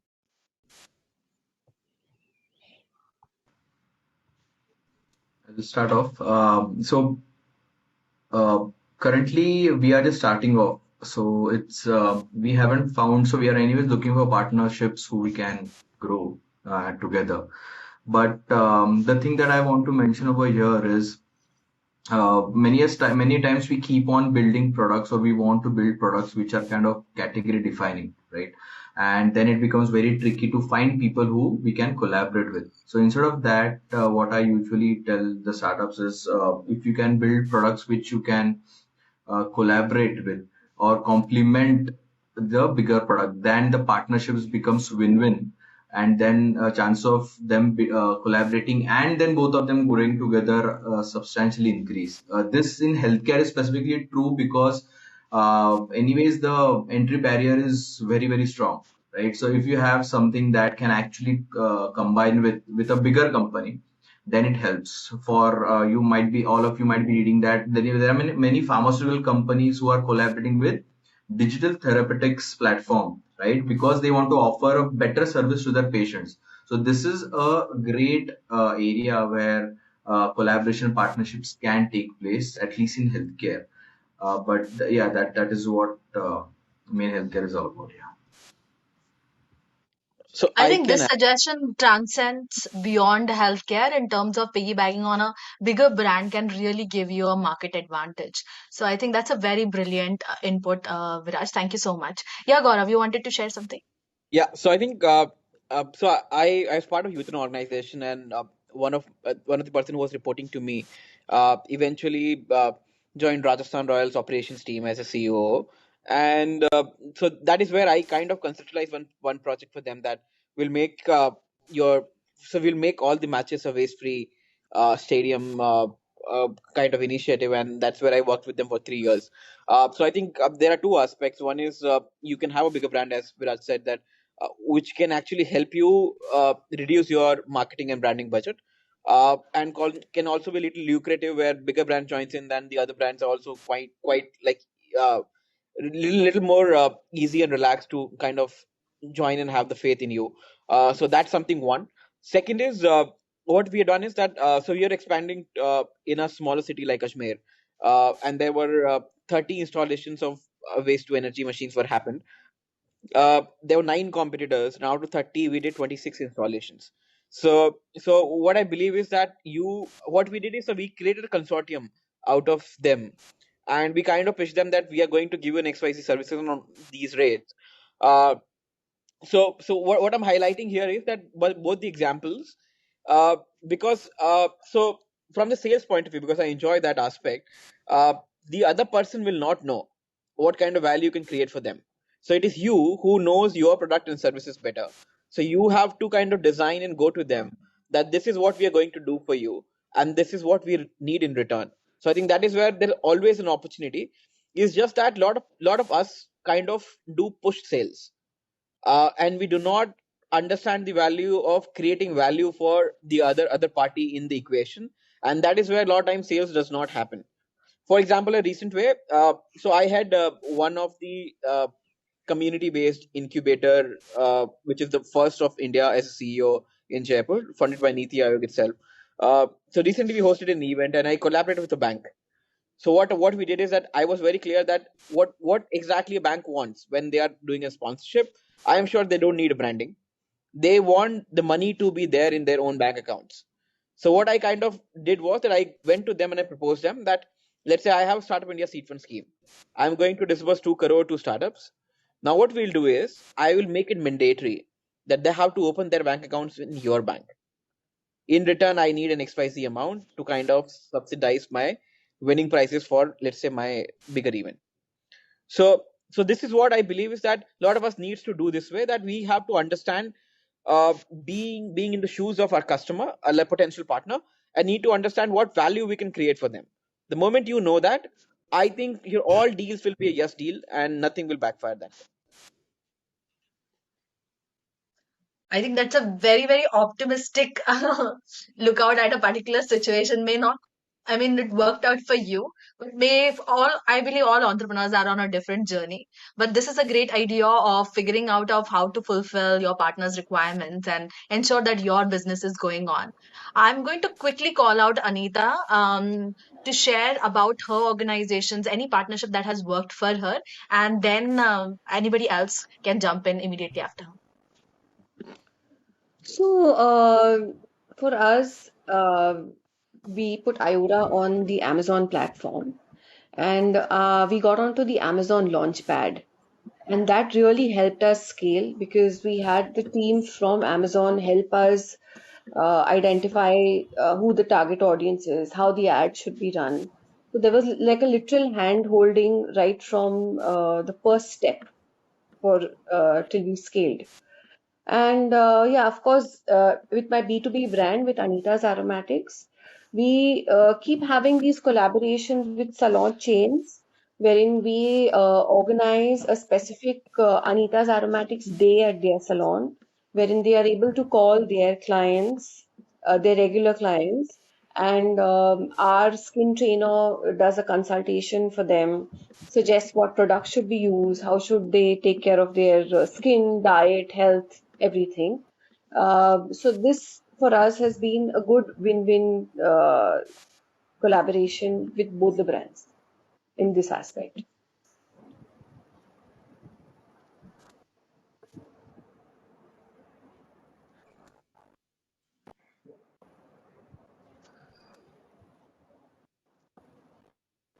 You're on mute, You're Triza. on You're on mute. mute. You're on mute. Can't hear you. You're on mute. Sorry. So, Isabel, I wanted to call you out and I wanted to bring this information out that 15 people have invested in your startup to get it off the ground. How did you make that collaboration happen? And how did all of these people come together? And 15 is a huge number to come together as partners. Can you throw some light over there? Sure. So I think it started with the idea itself because we are a completely, not completely, but we are a social enterprise.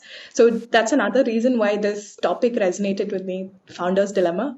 Because when we started the enterprise itself, we were not sure how to go about it in terms of we didn't know whether we should register as an NGO or Section 8 or as a private limited company because the goal was to solve for a social cause. So that in itself was one of our first struggles. But then we went ahead and registered as a private limited company. And to find these investors, I think it was the goal that we had and the passion that we had about the cause that actually got 15 investors to invest in our enterprise. And all of them are women. And also the fact that we were giving back to the same community that we're all from, I think that played a huge role in inviting these investors to our company. Yeah. I'm sorry, I would like to say that it was not as difficult as it ideally should have been because our cause was social. So it was an easier sell. So yeah, I think that's just something I wanted to add. Sure. Thank you, Isabel, for that candid disclaimer that it wasn't. Okay, so moving on, if anybody wants to add something about their collaborations or their collaborate ways of or their strategy of collaborating to ensure that their startups keep going forward, please do share right now. Otherwise, we'll be moving on to the next and the final question.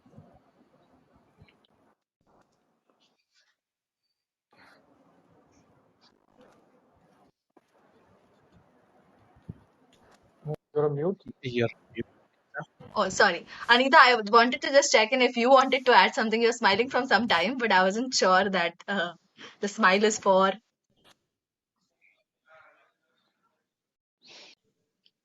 I think some of Okay, the am I audible? comments Relevant, Isabel said. mostly Uh, resonated with me. So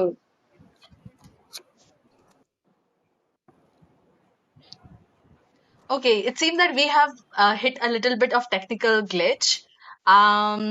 So let's move on to our next question. And if you have something to add from the previous one, please feel free. This is the last question. It's an open question, and everybody should be answering this one. So let's talk about your startup journeys, your lessons that you have learned that you would want to give advise other entrepreneurs not to do the same mistakes or do certain things in their organization that will help them in their startup journey. So it can be 1 to 3 pieces of advice, and let's crowdsource all these advices for the entrepreneurs, for the early stage entrepreneurs, and do share your pearls of wisdoms for all of them. And this everybody needs to answer this one.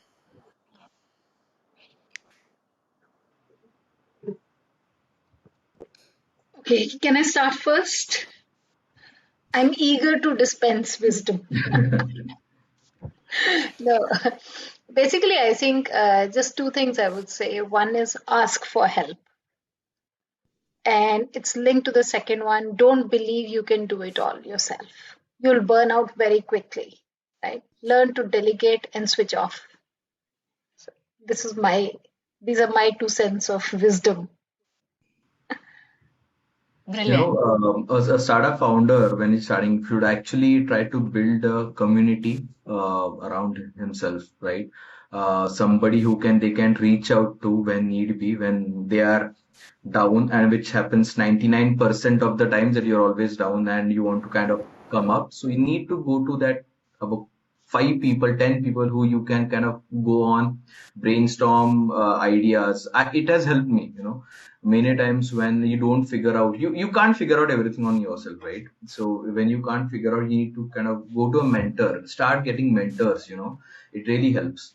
And try to talk with people from industry who have done that. So that really helps. So building community, having your 5 people who you can reach out to just in case, and mentors is something that is very important for a early stage startup.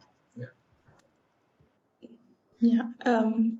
I think one thing that I can add is this is not more relevant, but this is definitely relevant for a social enterprise, but also for other enterprises, is truly believing in your why and trying to. I think somebody mentioned like making your product as relevant and like the way that you are passionate about the cause, making somebody else almost equally passionate about it.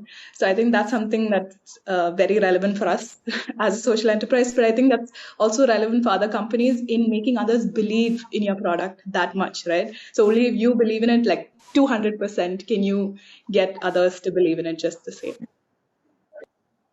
What I'd like to add is build your business around a purpose. Like Isabel, you said the way you got those 15 people to invest in you and to buy into you was amazing. Usually happens if there's a common purpose. So build your business around a purpose, build your founder brand, build your support system, and last but not the least, build compartments. And that's for yourself, so know when to switch off. Don't constantly have your founder brain on because else you'll completely burn out. So the 4 builds, very important. Tried and tested. Thank you. one thing that I would also like to add is do not make permanent decisions on the basis of temporary setbacks. Because being an entrepreneur is like, being on a roller coaster all the time. You should know that I want to give up at this point of time, and it's okay to give up. I mean, we don't have to take it so personally as a personal defeat. I think somewhere entrepreneurs cannot disassociate themselves from the company or the brand. you know. And if the product fails, they feel they are a failure, and vice versa. So I think that disassociation is very important, and it's also important to know that this is a temporary phase, and to have the mindset, how do I get out of it now and get back on the track instead of just giving it up? Because you never know, you may just be at on the verge of the biggest breakthrough, and you've taken a step back. So keep that in mind before taking a harsh decision. Can I chime in, Teresa? Yeah. Absolutely. Yeah. So main thing is to realize that uh, whatever journey you're on, it's more like a long marathon. It's not a sprint. So it's not going to end very soon, and you're into it. And unless you're forced out of it, probably you'll stay for a long time. You also need to know when to quit. I've been told many times by my mentors to make up my mind what works and what doesn't work, and to come to some decision. So it's a marathon. We need to know when we need to hang up, probably. And third thing is, not everybody who comes to you probably share the same passion as you do. So you need to understand that they are there for other purposes, not just your own purpose, right? So I've learned it a little bit hard way with some early setbacks, but these are the things I find from my experience. So, Teresa, I have two suggestions for anyone who's looking to be an entrepreneur. First thing is take your time to develop clarity of mind around what you want to do. A number of I see young entrepreneurs just want to ride the next big wave. And this is an extremely costly viewpoint to have in terms of time and resources. So take your time, think about what you want to do, how you want to do it, and maintain flexibility because no journey can be mapped out to the T. There will be deviations and you will have to be flexible and pivot when it's required. So mentally be ready for things like that. The second piece of advice is be authentic. Know your own strengths and know that this is what I can do. And I want to build a business around what I can do rather than, thinking I'll just replicate an existing model. There was a very famous phrase, or rather a phrase from Shark Tank India, which became famous, which was one of the sharks saying, "Hum bhi bana lenge." I mean, you don't build businesses thinking "hum bhi bana lenge." You're giving so much of yourself to an enterprise that it's got to be a reflection of you, your ideas, your value system, and most importantly, your offering to the world. So don't let it be duplicity, is what I'm saying. Don't let it be, just somebody else's model. I'm just recreating it with a few tweaks here and there. So be authentic, and you'll most definitely succeed if you are being authentic and you know this is my forte, this is what I'm good at, and this is what I'm going to do. Because then it won't feel like work, and you won't mind the long hours, and you won't mind getting, SOS calls on your holiday. Then it'll just be, this is something I like doing. I don't mind it.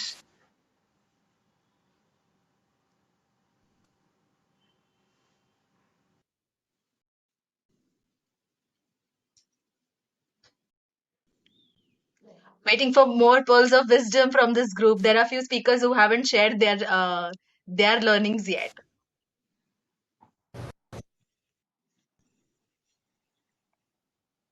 So I can go maybe.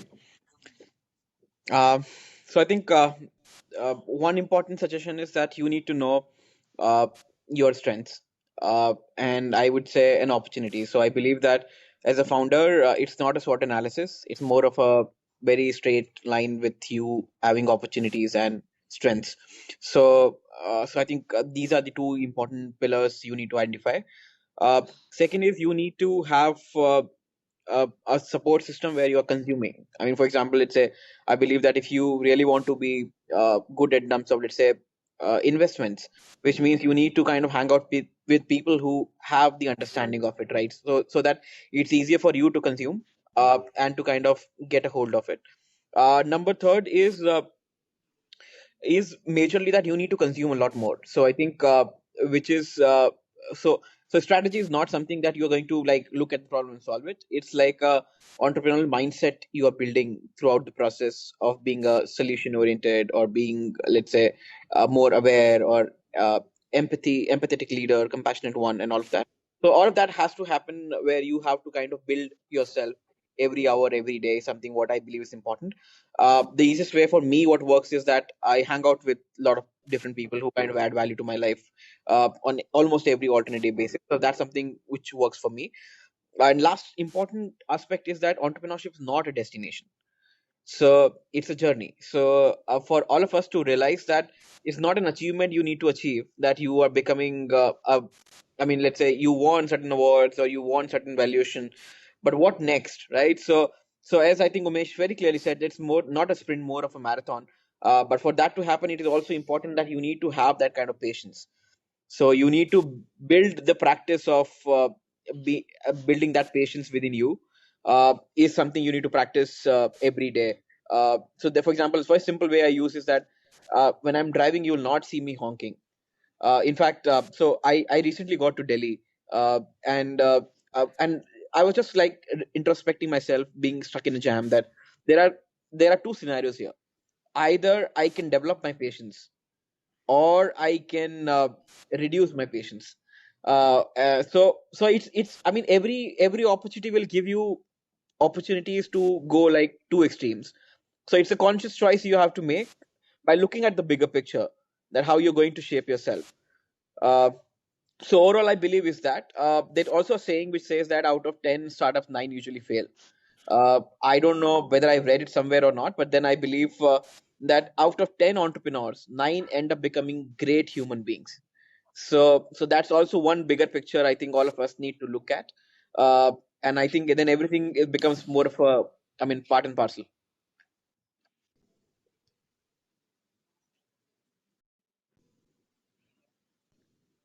Thanks, Gaurav. I know I'm missing some advisors or some people who have not given the inputs, but I have not been able to keep a track. So, Padmaraj, is that you or is it Devapriya? Or both of you? Well, I'm not that good in giving advices as such because I myself in the learning phase.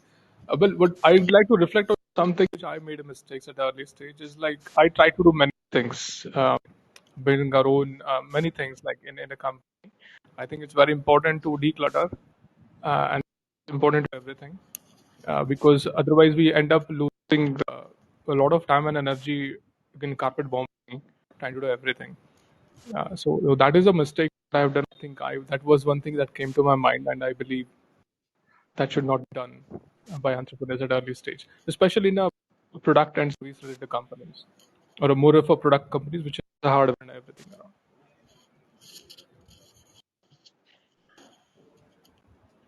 Thanks, Padmaraj. Devapriya, just checking with you. Did you share certain advices? Yeah. Okay, great. So then, we are very much at the end of the session. This was really interesting, exciting, and we have two more, agendas to tick mark on. One is there is a question on the chat, and anybody can take up that question. The question is whether having an online e-commerce platform or an online model mandatory in this day and age? Or is there still a space for purely physical model? So anybody wants to take that question? Since I want to take it, I think Padmanabh was talking about it when I lost my voice, and this exact point I wanted to add. So especially what happens is that, especially with when tech enabled businesses comes in. So what happens is that when you build a tech, right? So what happens is that you look within that time, within that framework to kind of pivot. So you do not listen to your customers because you have already invested time and energy in terms of building that tech. So now you're going to revamp that tech only. And the major problem comes is like, it's like, for example, I'm giving a free coffee, and I'm sure it will be gone in half an hour if it's a good coffee. And if you have an app and website which has a kind of a freemium model, or let's a free subscription based model to start with, and if you do not have subscribers coming in, which means there is a problem with market research of you knowing your own market. So, so the easiest way which I see is that you need to identify a problem and you need to kind of solve. You kind of need to find out a potential solution, and then you go to the market and find out the fit. So if it fits with e-commerce or tech, that's one way. If it fits without it, that's the another way. So the overall objective is that you need to kind of solve the problem and you need to find out how to scale it. So a lot of technology driven businesses lately scales when even when you're sleeping. So that is the one catch you need to figure out. But I believe then this country has huge population, and I think we need the combination of everything eventually to go on. But what will win eventually is the customer. For example, if you look at the water bottles, it used to come at 15-20 rupees years back as well. It's almost the same pricing, even the competition is increasing. So when there's a product and customers are there, the competition will actually make the customers win. In this scenario, the water bottle price is not increasing.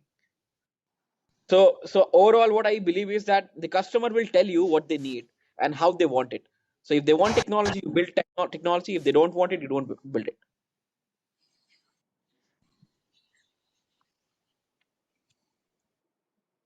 Thanks, Gaurav, for answering that question. If there are more questions that you would like to get answered on this panel, do share it on the chat, and we'll try to answer it within the next 4 or 5 minutes. So with this, we are officially towards the end of the session, end of this roundtable discussion, and thank you to all the founders, from talking about challenges to talking about personal, reeling in when it comes to difficult situation, compartmentalizing resources. I think this was a very power packed, and I'm so glad that we were able to touch base on the gender dynamics that happen in the entrepreneurship sector. And each one of you have contributed so much, and I believe that not only just this particular topic or this particular session, we will be able to take this content ahead on different platforms. So I had mentioned at the start of the session that we will be announcing a program dedicated to early stage entrepreneurs. And this is me talking about it now. Very soon, we are starting a program for early stage entrepreneurs. It's a very limited workshop series based on our tools called ABCD, which is access to market, building capacities, creating linkages, and delivering solution, where you start with mapping your challenges and networks and end up with a vision to strategy planning. So you basically end up with a roadmap. And if you're an early stage founder and interested in closely working with a small group of entrepreneurs, and with intensive conversation and peer learning, then this program is for you. I am sharing a Google form to express interest to join the program. We will be selecting a group of 20 to 25 people only. It will be a virtual program. And do express your interest, and we will get back to you on the launch dates and more information on each of the topic that will be covered in the 6-part series. We are on 328, and I have made my announcement officially of IDOBRO's new program, which is a startup workshop series. But we have 2 more minutes, and I know last part I just hurried up. So anybody wants to say something or add something, please feel free to use these 2 minutes to share about your own startup journeys or share your contact details to the group. Yeah, and the platform is open for the next 2 minutes.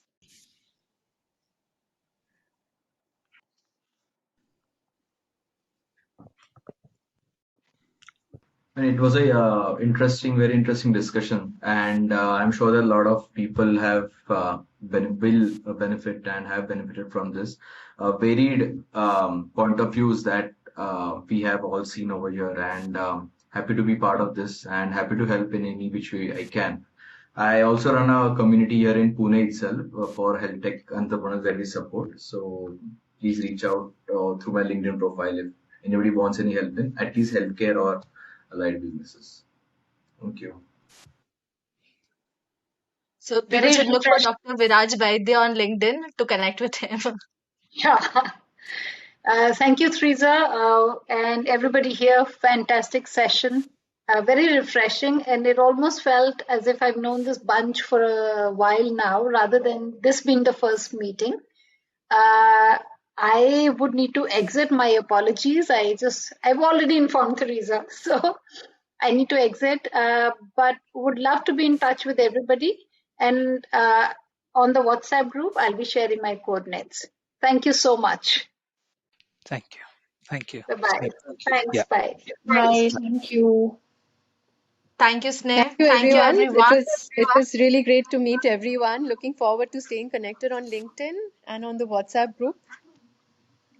Yeah. And thanks for your wonderful moderation, Teresa. You were really great getting us all Thank you together. so much. Thank you. With this, I'm going to stop streaming. Bye, everyone. Have a great day. Thank Yeah. you. Thank you so Thank much. you.